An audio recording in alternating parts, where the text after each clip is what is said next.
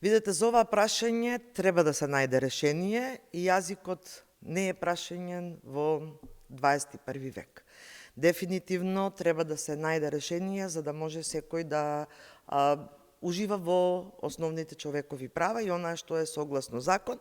Меѓутоа, она што е проблем и што главни инспиратори на сите овие поделби се токму Мицковски и владата.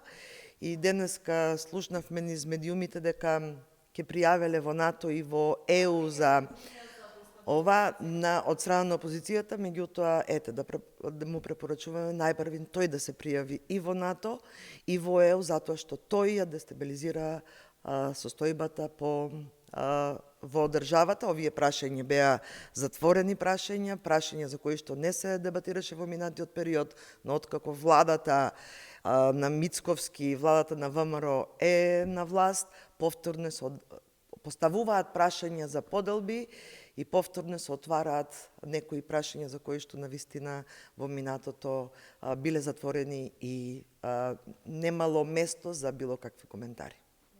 Благодарам.